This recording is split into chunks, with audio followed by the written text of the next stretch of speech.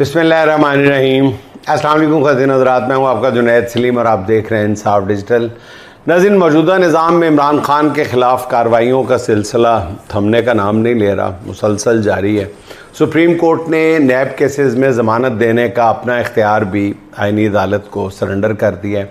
Attorney general के दौरान समाअत एतराफ़ के बावजूद कि नैब कानून में की गई तरमीम में सुक़म है, सुप्रीम कोर्ट के जस्टिस मोहम्मद अली मज़हर साहब की सरबराही में 3 रुकनी बेंच ने फैसला जारी किया है कि नैब मुकदमात में ज़मानत से मुताल्लिक हाई कोर्ट्स के फ़ैसलों के ख़िलाफ़ अपीलें सुनने का इख्तियार वफाकी आईनी अदालत का है, सुप्रीम कोर्ट का नहीं है। इसलिए सुप्रीम कोर्ट में ज़ेर इल्तवा तमाम नैब मुकदमात की अपीलें फ़ौरी वफाकी आईनी अदालत को मुंतकिल की। कानूनी माहिरीन के मुताबिक नाज़रीन, पहले नैब मुकदमात वफाकी आईनी अदालत को मुंतकिल करने की कानून साजी और अब उस पर सुप्रीम कोर्ट का ठप्पा लग जाने के बाद इमरान खान की ऑब्वियसली बज़ाहिर अदालती मुश्किलात मज़ीद बढ़ गई हैं। अलकादिर ट्रस्ट केस में इमरान खान को अब कोई रिलीफ मिलता बिल्कुल भी दिखाई नहीं देता। सज़ा मुअत्तली और ज़मानत पर रिहाई का मामला बज़ाहिर दम तोड़ गया है। मरकज़ी अपीलें पहले इस्लामाबाद हाई कोर्ट के चीफ जस्टिस सरफराज डोगर की सरबराही में डिवीज़न बेंच बनेगा, जो बज़ाहिर मंजूर होने का दूर दूर तक कोई इम्कान मौजूद नहीं है।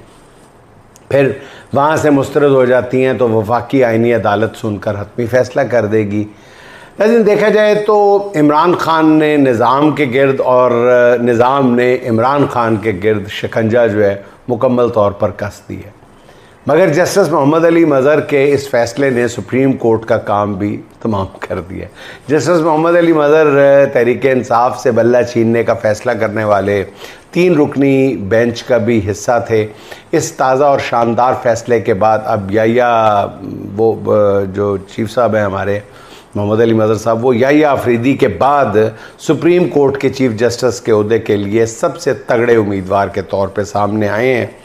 मगर इस फैसले के बाद सुप्रीम कोर्ट ने अपने बचे खुचे इख्तियारात भी आईनी अदालत को मुंतकिल कर दिए हैं ट्रे में रख के।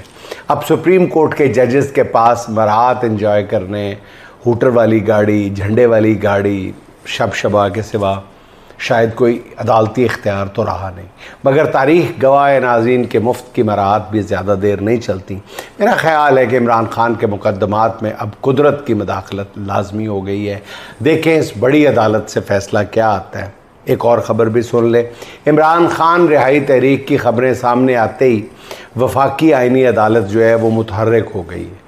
चीफ जस्टिस अमीनुद्दीन खान साहब ने वज़ीर आला KP के ख़िलाफ़ दायर 2 अहम आईनी दरख्वास्तें 29 जुलाई को समाअत के लिए मुकर्रर कर दी हैं। अचानक पहली दरख्वास्त सुहेल अफरीदी की जानिब से इमरान खान रिहाई फ़ोर्स की तश्कील से मुतालिक दिए गए बयान के ख़िलाफ़ है, जबकि दूसरी दरख्वास्त जो है वो 9 मई के मुकदमात KP से किसी दूसरे सूबे मुंतकिल करने के हवाले से है। PTI की तरफ से तहरीक चलाने की मज़ीद ख़बरें आती रही नाज़रीन, तो सिविल कोर्ट से लेकर आईनी अदालत तक अदलिया का गैर मामूली तहर्रुक भी पूरी कौम को देखने को मिलेगा। अच्छा नाज़रीन, इमरान खान 3 साल से जेल में नाहक कैद हैं। किसी भी महज़्ज़ब रियासत में अदालतें इंसाफ फराहम करती रहें तो हुक्मरानों की आमराना ख्वाहिशात पर एक चेक बना रहता है, मगर जब अदालतें भी ताकत की चौखट पर सजदा रेज़ हो जाएं तो ऐसे माशरे अपने खौफनाक अंजाम की राह पर चल पड़ते हैं। इमरान खान के तमाम इंसानी हकूक़ सलब कर लिए गए हैं। गुज़िश्ता रोज़ नाज़रीन, इमरान खान के बेटे कासिम खान ने जो गुफ्तगू की है वो हर दर्दमंद पाकिस्तानी का, बल्कि किसी पाकिस्तानी क्या किसी भी इंसान का कलेजा चीर देने के लिए काफ़ी है। कासिम खान ने क्या कहा? कासिम खान कहता है, मेरे वालिद इमरान खान को कैद हुए अब तकरीबन 1100 रोज़ हो चुके हैं। मार्च के बाद से अब तक मैंने और मेरे भाई ने उनकी आवाज़ तक नहीं सुनी। महीनों से हमें उनसे राब्ते की इजाज़त नहीं दी जा रही।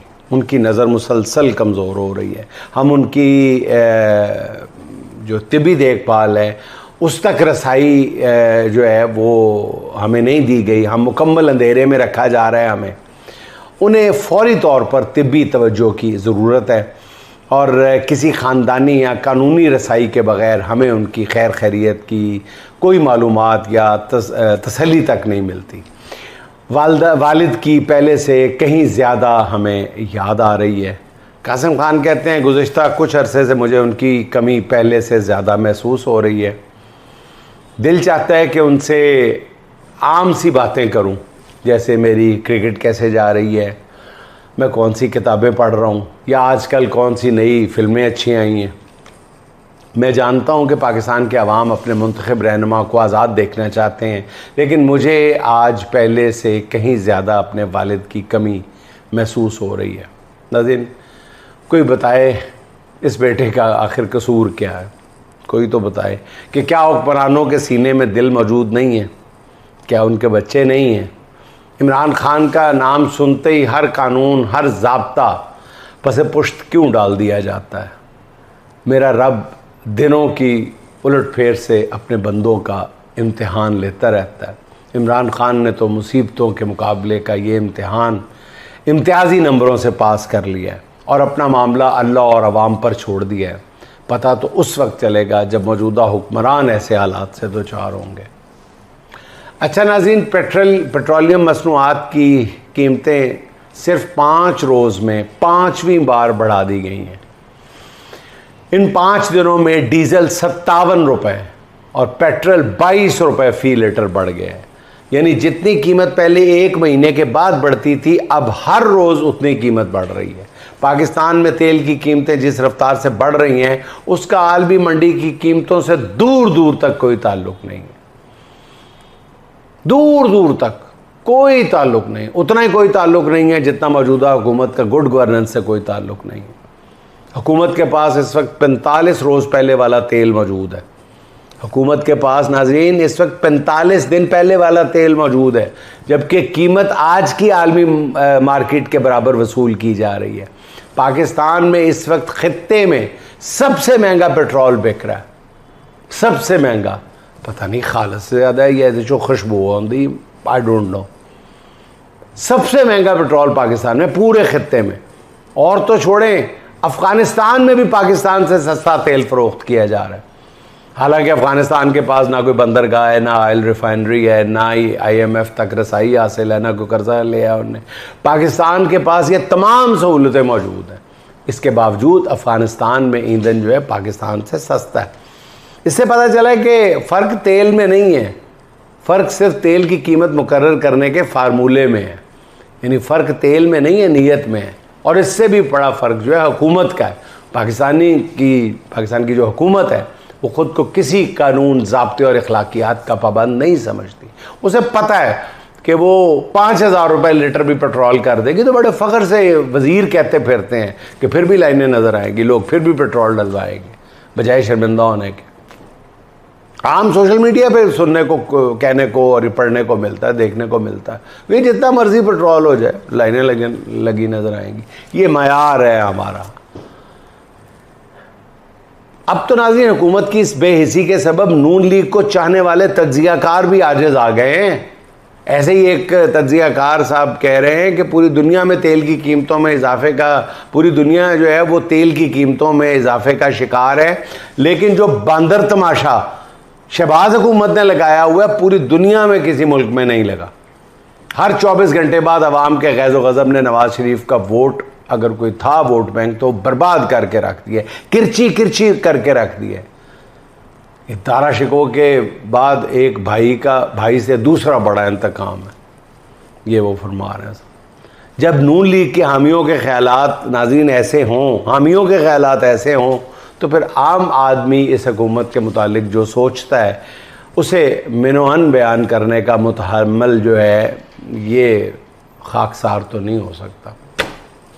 अच्छा नाज़रीन, ये कायनात रब्बुल आलमीन की है, वही रब जो बार बार अपने होने की दलील देता है, मगर अफसोस लोग अपने रब की तरफ मतवज्जो नहीं होते। हमारे हमसाया मुल्क भारत में जो हो रहा है उस पर गौर तो करें। हुआ क्या है? मोदी का इक़्तिदार हर लिहाज से मुकम्मल था। मुसलसल 12 साल से पूरे भारत में मोदी को चैलेंज करने वाला कोई नहीं बचा था। मगर फिर हुआ क्या? पहले अदालत में बैठे एक टाउट जज ने भारतीय नौजवानों को कॉकरोच से तशबीह दी। आज यही नौजवान कॉकरोच हुकूमत को जो ये बने कॉकरोच के नाम पर कहना चाहिए, कॉकरोच हुकूमत को वो तिगनी का नाच नचा रहे हैं। ये कॉकरोचेस जिनको कॉकरोचेस कहा गया था, वो हुकूमत को तिगनी का नाच नचा रहे हैं। मोदी के पूरे निज़ाम पर ये कॉकरोच भारी पड़ गए। तालीमी निज़ाम, उसको कॉकरोच की मूछें असली किसी मर्द की मूछें नज़र आना शुरू हो गई हैं हुकूमत को। तालीमी निज़ाम की बेहतरी और पेपर लीक्स के ख़िलाफ़ शुरू होने वाली जो तहरीक थी, पहले वज़ीर तालीम के इस्तीफ़े का मुतालबा कर रहे थे, जिसे पूरा ना करने पर अब वज़ीर दाखिला अमित शाह और वज़ीर आज़म मोदी के इस्तीफ़ों का मुतालबा भी किया जा रहा है। और मोदी को समझ नहीं आ रही कि वो इन कॉकरोचेज़ से कैसे निपटें। भारत की तमाम सेलिब्रिटीज़ जो हैं वो नौजवानों के एहतजाज में उनके साथ खड़ी हो गई हैं। क्या फिल्मी अदाकार, क्या खिलाड़ी, क्या समाजी कारकुन, नौजवानों के एहतजाज में हर तबका के लोग शामिल हो रहे हैं। बुखलाई हुई मोदी हुकूमत ने बड़ी मुश्किल से अदाकार सलमान खान से दरख्वास्त की कि वो नौजवानों को एहतजाज ख़त्म करने का पैगाम दे, जो उन्होंने दे भी दिया, मगर काम नहीं चला। कल आधी रात को वज़ीर आज़म मोदी ने ख़ुद वीडियो बयान जारी किया, मगर नौजवानों ने उसे भी जूते की नोक पे रखा। भारत में जारी इस एहतजाज ने इंडियन मीडिया की नाज़रीन आत्मा रोल के रख दी है। जब इस मीडिया के नुमाइंदे एहतजाज कवर करने जाते हैं तो नौजवान उन्हें देखकर शेम शेम के नारे लगाते हैं। उन नुमाइंदों के साथ कोई बात करना पसंद नहीं करता। नौजवान तहरीक के नुमाइंदे सिर्फ क्रेडिबल सोशल मीडिया प्लेटफॉर्म्स के नुमाइंदों से बात करना पसंद करते हैं। उसने ये हकीकत एक बार फिर वाज़ेह कर दी है कि हुकूमत का इलेक्ट्रॉनिक मीडिया को महंगे इश्तिहारात देकर ख़रीदना सरासर घाटे का सौदा है, क्योंकि मुश्किल वक्त में ये बिकाऊ मीडिया जो है हिंदुस्तान में उल्टा उनके लिए बोझ बन जाता है। इस मामले में और भी बहुत से पहलू हैं जो गौर करने के हैं। भारत में जारी एहतजाजी तहरीक पर पाकिस्तान के बाज़ नाम नहाद सहाफ़ी जो हैं वो बिला वजह उछल कूद कर रहे हैं। ये मोदी मुखालिफ एहतजाज करने वाले भारतीय नौजवानों से बड़ी हमदर्दी दिखा रहे हैं। इन नाम नहाद तज्ज़ियाकारों की दूर की नज़र तो बहुत तेज़ है, मगर नज़दीक की नज़र इतनी ही कमज़ोर है। ये वो दानिश्वर है नाज़रीन जो इमरान खान के हामी नौजवानों को कल्ट करार देते हैं, उन्हें गाली से निकले हुए एक गंदे लफ्ज़ के नाम से पुकारते हैं। ऐसे मुनाफिक तज्ज़ियाकार और दानिश्वरी पाकिस्तान का सबसे बड़ा मसला है। ये वही लोग हैं जो पाकिस्तान के अंदर हकीकी इनकलाब की राह में रुकावट बने खड़े हैं। अच्छा नाज़रीन, अमेरिका और ईरान की जंग जो है वो उस मकाम पर पहुंच गई है जहां अब अमेरिका का नुकसान भी सामने नज़र आने लगा। बताया गया है कि अमेरिका के तेल के ज़खायर 4 साल की कम तरीन सतह पर आ गए हैं। जैसे जैसे जंग का दायरा फैल रहा है उसके असरात जो है पूरी दुनिया में पहुंच रहे हैं। तेल की आलमी कीमत जो है वो $102 फ़ी बैरल तक पहुंच गई है। हुसियों ने बहरा अहमर में 2 सऊदी ऑयल टैंकर्स पर हमला करके बता दिया है कि आबनाए हुर्मुज़ के बाद बाबुल मंदब भी तेल की तरसील, बाबुल मंदब से जो तेल की तरसील की कोशिशें हैं वो भी ख़तरे में। हमले के बाद सऊदी जहाज़ों का वापसी की राह लेना बता रहा है कि हुसियों का चैलेंज कोई मामूली मसला नहीं है। सराय का कहना है कि इस वक्त आबनाए हुर्मुज़ और बाबुल मंदब के करीब सैकड़ों तेल के जहाज़ खुले समंदर में मौजूद हैं। इन जहाज़ों में से 90% से ज़्यादा जो है वो अमेरिकन इंश्योरेंस कंपनियों से इंश्योर्ड है। ये बड़ी इंपॉर्टेंट बात है नाज़रीन। इन जहाज़ों को कुछ हुआ तो अमेरिकी इंश्योरेंस कंपनियों का दिवालिया निकल जाएगा, जिन्हें कई $100 अरब के इंश्योरेंस क्लेम देने पड़ सकते हैं। इन ताकतवर इंश्योरेंस कंपनियों का भी अमेरिकी हुकूमत पर दबाव है, ट्रंप साहब पर दबाव है कि ईरान के साथ जंग जल्द अज जल्द ख़त्म करो। चीन और रूस भी इस तमाम सूरत हाल से आगाह हैं, इसलिए वो भी चाहते हैं कि अमेरिका को ईरान के साथ जितना भी नुकसान पहुंच सकता है उतना पहुंचाया जाए। चीन की हिकमत हमले और भी गहरी है, स्ट्रेटजी और भी डीप है। वो चाहता है कि ईरान के ख़िलाफ़ अमेरिका जितने ज़्यादा हथियार इस्तेमाल करेगा उतना ही ताइवान के हवाले से अमेरिकी ताकत कम हो जाएगी। ईरान के इंतहाई कम कीमत मिसाइलों के मुकाबले में अमेरिका को अपने इंतहाई महंगे थॉर्ड और पैट्रियट मिसाइल का इस्तेमाल करना पड़ रहा है। अमरीकियों को अब एहसास हुआ है कि उसने अपने महंगे दिफाई निज़ाम के जो मिसाइल हैं वो बड़ी तेज़ी से ख़त्म कर दिए हैं, जला दिए हैं। यही वजह है कि ईरानी मिसाइलों को रोकने के लिए अमेरिका अब ये महंगा दिफाई निज़ाम इस्तेमाल नहीं कर रहा, जिससे जंग के हालिया फेज़ में अमेरिका का नुकसान पहले से कई गुना बढ़ गया है। ईरानी पॉलिसी साजों का भी ये ख्याल है कि इस वक्त पहले की तरह उजलत में कोई जंग बंदी मुआहदा कर भी लिया गया तो अमेरिका आए रोज़ ये कार्रवाइयाँ फिर भी करता रहेगा। इसलिए वो ये चाहता है कि अमेरिका को इस जंग में इतना उलझा दिया जाए कि आइंदा वो ईरान पर हमले का नाम सुनकर भी कानों को हाथ लगाए।